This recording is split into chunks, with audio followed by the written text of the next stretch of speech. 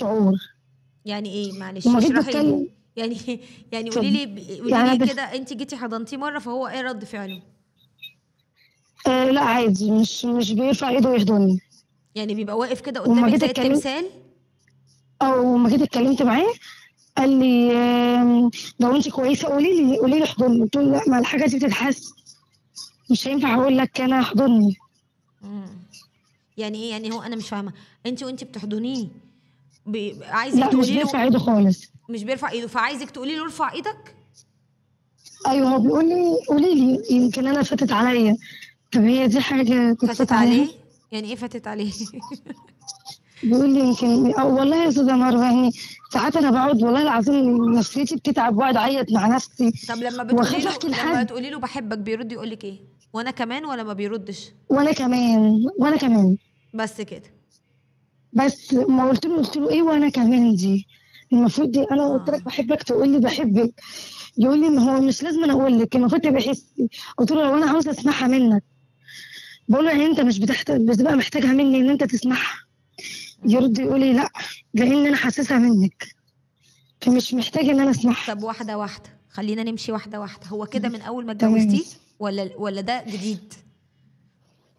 لا اول ما جوزته اول كام يوم كده كان كويس، واول كام شهر يعتبر ولا شهرين، وبعد كده خلاص. يعني اول شهر وشهرين كان بيقول بحبك وحشتيني اه وتعالي في حضني، كان وجدا بيقول الحاجات دي؟ ويتصل بيا ويرفع وعامل ايه ايده، وحشتيني يرفع وكل ايده وانتي شويه. بتحضنيه؟ ايوه الاول كان كويس جدا معايا. بس قعد كده شهر و واحد؟ ايوه هو اول شهر كده ولا شهرين وخلاص. مم. انتوا اتجوزتوا على حب ولا جواز تقليدي؟ لا هو جواز تقليدي، يعني واحده مع قريبتي هي اللي جابتهولي. مم. لما لقيت اهل جوزي مبهدليني بعد وفاته وكده، اه. فقالت لي لازم وكان تتجوزي، مش عندك ينفع ولاد؟ تقعدي كده. معايا ولد عنده 10 سنين دلوقتي، ومعاكي ولا وبنوتة سبتيه؟ عندها 7. لا لا لا لا، معايا ولادي قبلي كمان. اه، يعني هم كانوا معاكي يعني اه، قلتي له أو كده؟ انا مت... اي اه انا قايله له كده وهو عارف دي، يعني ولادي مم. قبل اي حد في الدنيا دي كلها. جميل، وانا ربنا مش يعز محسساه الكلام. بولادي يا استاذه مروه، مش محسساه بولادي ولا بمصاريف ولادي، فانا انت مش محسساه بالدنيا دي. انت اللي بتصرفي على ولادك؟ لا الصراحه برضه هو بيعاملهم زي، يعني انا جبت بنوته منه عندها 3 سنتين قصدي. مم. زي ما بيجيب لبنته بيجيب لهم، وهم بيقولوا له يا بابا، وبيعامل الاثنين زي بعض. يعني ما كويس مع فيش فرق ولادك؟ ما بينه هو جدا، هو كويس جدا طب وحنين جدا. تصوري بقى اللي انت قلتيه ده يغفر له انه ما بيحضنكيش وما بيقولكيش بحبك؟ كفايه انه بيعامل ولادك ودي بما تع... يرضي الله. دي تعبانه نفسيا والله يا استاذه يعني مروه. بيطبطب كده على بنتك وابنك وحاسس بانهم يتامى؟ بيطبطب كده، يملس على شعرهم كده ويبقى حنين عليهم؟ ايوه كويس، هو بيحبهم جدا، هم بيحبوه اه. جدا. اه، وعمره ما يعني حسيتي ابني ما ظلم بيقولوش الا بين بابا. بنتك، من بنتكم وولادك؟ لا لا لا، حتى ما بنته لما تضربهم يعني اه. يقول لها يضربها. اخواتك ما اه. تضربهمش كده. اه. ان الله. هم اخوات مش بيعاني، لا ما فيش فرق. مم. لان هو يتيم يا استاذه مروه، يتيم اب وام. اه، فهو حاسس بيهم. ايوه هو يتيم اب وام، فاكيد حاسس بيهم. هو يعني قصتك معاه ان هو مش رومانسي، او مش ما بقاش يقولك كلام حلو؟ ايوه ساعات بصي يا استاذه مروه، ساعات الواحده بتبقى نفسها في كده، في مم. كلمه حلوه، في طبطبه منه، بيبقى حنين عليها حتى لو يعني هي ما تعبانه بيطبطبش عليكي يحس خالص؟ بيها. ما لا بيقولكيش لا لا يا استاذه خالص؟ مروه، لا، ولو زعلانه منه اه. او في حاجه ما يجيش يقول لي يعني ياخدني حتى في حضني يطبطب عليا في ايه او. لا لا عادي بالنسبه له. هتقعدي معايا لو قلت له لا خلاص بالنسبه له مم. يسيبك، مش يسالك فيكي ايه مالك. مم. لا لكن مش بيهينك ولا بيعملك حاجه تضايقك؟ لا لا هنا لا. هو مم. طريقته هي اسلوبه اللي مستفز اللي في ايه لما بيكون مثلا متضايق. ممكن نبقى كويسين عايشين كويسين مع بعض جدا وما فيش اي مم. حاجه، ويحصل موقف ملوش اي لازمه وتلاقيه اتعصب ويتضايق. انا بقعد اهدى في إيه؟ احنا لسه كنا كويسين مع بعض، مش مم. كده.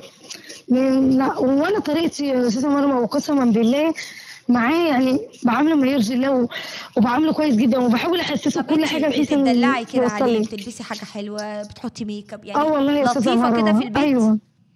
ايوه ورحت يعني عشان يعني اخليه ان هو يهتم بيها شويه. مم. رحت عملت شعري بروتين وعملت يعني بحاول ان انا اهيئ له الجو. عملتي حاجات في نفسك يعني وظبطتي الدنيا. ايوه انا بقى كل مم. فتره في تغيير.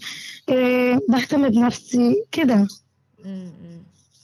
طب قولي لي في علاقتكم الخاصة، ومش مش عايزة اتطرق لده، بس خليني اقول لك، هو ايوه بيبقى طيب وحنين فيها ولا برضه بيبقى بنفس الاداء؟ ساعات وساعات. مم. مم. ساعات يبقى كويس جدا، وساعات يبقى اللي هو عاوز اخلص وخلاص. طيب انا عايزاكي تتكلمي معاه كتير وتقولي له ان انت محتاجه حاجات معينه، وطالما هو بيقول لك اطلبي خلي مني، انا عارفه ان الحاجات دي اتكلمت معاه يا استاذه بتبقى مروه. صعب لما بتطلب، انا عارفه، بس لما انا اتكلمت معاه اه قعد كام يوم ما بيكلمنيش. قال لي انت كلمتيني كذا مره في الموضوع ده.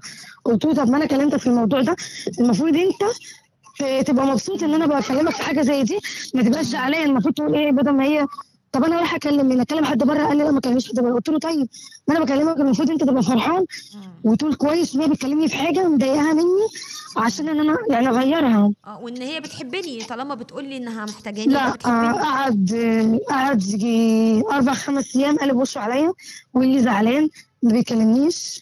طب وبعد كده مشيت الدنيا تعرفي عادي. تعملي الخطه التانية بقى، الخطه اللي تجيب من يا ريت يا الاخر، استاذه مروه، تعرفي يا ريت تتجاهليه. والله. مش يمكن انت عادي. من كتر عطائك هو لا الزياده. عادي.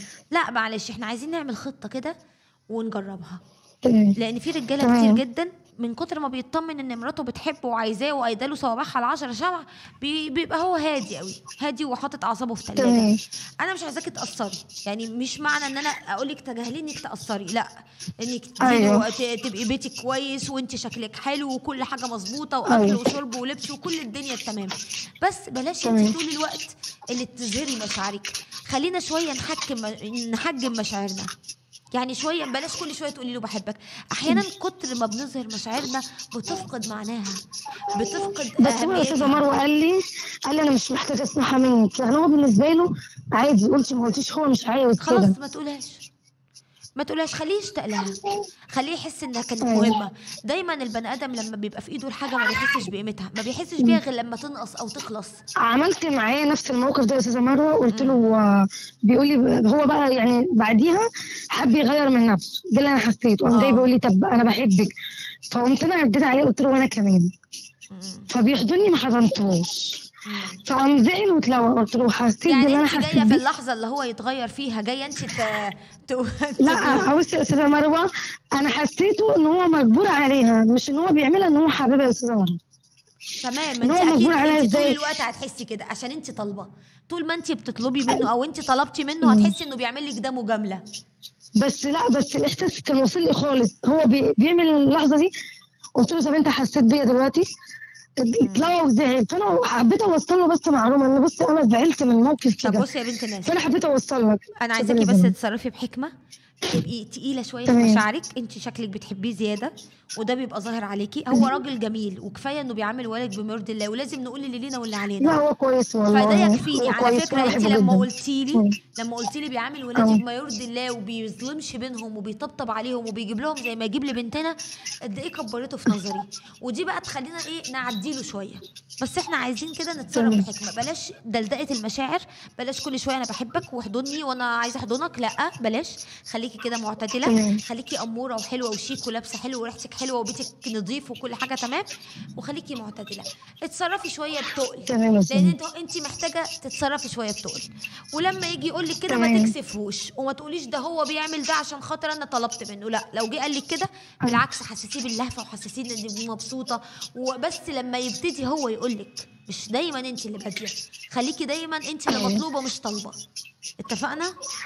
أيوة. وادعي له كتير تمام. في صلاتك ان ربنا يسخر لك يا قلبه. رب بدعي له يا رب والله. يا رب، صلي وقربي من ربنا، لان انتوا حياتكم جميله، وممكن يكون اللي انتوا فيه ده حسد او حد ناظر حياتكم، او الناس مستكترين عليكي فكره انه طيب مع اولادك وحنين عليهم. فادعي كتير قوي واقراي والله يا قران استاذ كتير. عمرو، ده اللي حصل لان احنا كنا كويسين مع بعض جدا. طيب يا حبيبتي، بقى في ما احنا مشاكل بناخد كتير. بكل الاسباب.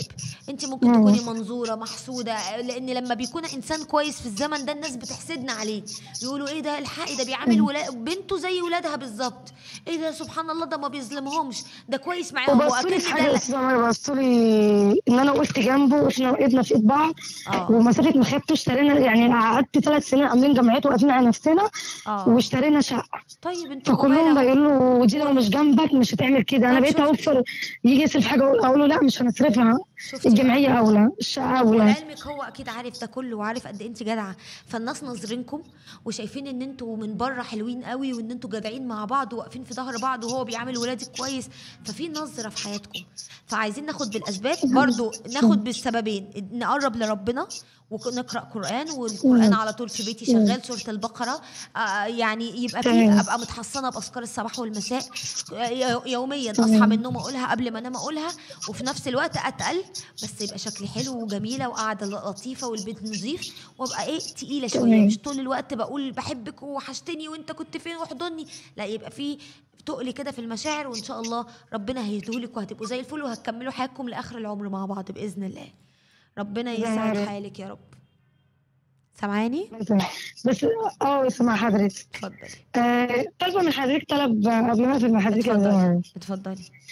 محتاجه الناس تدعي لي بس دعوه حلوه، يعني من ساعه ما نقلت حاضر. هنا وتعبت، يعني انتوا جايلي شويه منظورين، مشاكل صحيه، انتوا منظورين، ويمكن عشان جالي الشقه جديده فالناس نظراكم عشان جالي الغضروف، وجالي انعواج في العمود الفقري، وجالي شويه حاجات كده من ساعه ما نقلت، فمحتاجه بس دعوه من الناس. يا حبيبتي ربنا يصلح لك الحال، والناس تدعي لك يا الله رب، يخليك يا زمان، وباذن يا الله رب الدنيا تبقى تسلمي لي يا زي زمان، الفل وتبقى كويسه، والحمد لله زوجك انسان كويس، والحمد لله يا رب مسؤول يا زمان. وراجل وبيعامل ولادك بما يرضي الله. فلو عنده عيب صغنن قد كده ندعي ربنا ان ربنا يكرمه باذن الله وما يبقاش فيه عيوب باذن الله. ربنا يصلح الحال للجميع. انا عارفه ان احنا كستات نحب نسمع الكلام الحلو، نحب يتقال لنا كلام حلو، يحب الراجل يدخل علينا بهديه حلوه، يطبطب علينا، يقول لنا بحبك. احنا تكويننا كده، ربنا خالق الست عايزه تسمع اكتر، عايزه تتحضن اكتر، عايزه تلاقي الراجل محتويها اكتر، واخد باله منها اكتر. هو ده ربنا، ده ربنا اللي خلقنا كده. فعشان كده بيبقى طول الوقت مستنيين مشاعر. لكن الراجل غير كده، الراجل ممكن في الاول يبقى عنده اللهفه دي، بس مع المسؤوليه والايام وروتين الحياه والشغل، فتلاقي شايف ان ايه انت عايزه ايه يا ستي، انت مجنونه ولا وانا فاضيلك. فنبقى في اعتدال. اهم حاجه الست تاخد بالها من نفسها طول الوقت، وما تدلدقش مشاعرها، لان احيانا الدلدقه زياده هي اللي بتخلي الراجل يبقى كده، لانه عارف وضامن ان انت طول الوقت انت اللي بتدوري وراه وبتجيله وبتقولي له بحبك وحشتني وهموت عليك واحضني. لا لا، يبقى عندنا كل حاجه بالعقل، بالعقل، يبقى في حكمه في التصرف. امتى اقول بحبك؟ لو حسيت منه في لهفه. امتى اقول له وحشتني؟ لو حسيت فعلا انه في عينيه انا وحشاه. امتى طبطب عليه؟ لو ايده سبقت وطبطبت عليا. طيب لو هو ما بيعملش ده ومش من النوع انه بيعمل ده او مقصر في ده، لما اتكلم معاه الفت نظره مره واتنين لقيته ما بيستجيبش، خلاص ما بقاش طول الوقت انا اللي عماله ازن عليه وابقى بالنسبه له لود. لان في رجاله لما كل ما بتطلب منهم قولي بحبك، قولي وحشتيني، بيقول لها انت مجنونه، ما بيعملش كده. ولو عمل كده انت بتبقي حاساها مسخه. فاعتدلوا واتقلوا وخليكي كده متزنه، امتى اقولها وامتى ما اقولهاش. ينفع دلوقتي اقول له بحبك لان حساها، هو كل تصرفاته بتقولها لي وبيعمل كل حاجه بتقول انه بيحبني، لكن في وقت تاني لا، ما ينفعش، عشان ما تبقاش ملهاش لازمه وملهاش قيمه. غلوا الكلمه قوي لان الكلمه غاليه وتستاهل تتقال في الوقت المناسب. خلوني اطلع فاصل وارجع.